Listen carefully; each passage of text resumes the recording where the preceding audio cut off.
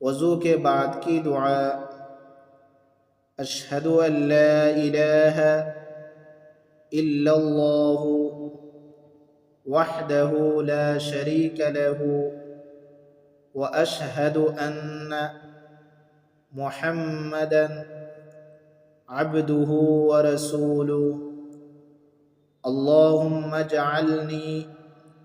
من التوابین واجعلنی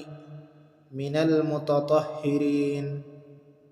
ترجمہ: میں گواہی دیتا ہوں کہ اللہ کے سوا کوئی معبود نہیں، وہ اکیلا ہے، کوئی اس کا شریک نہیں، اور میں گواہی دیتا ہوں کہ حضرت محمد صلی اللہ علیہ وسلم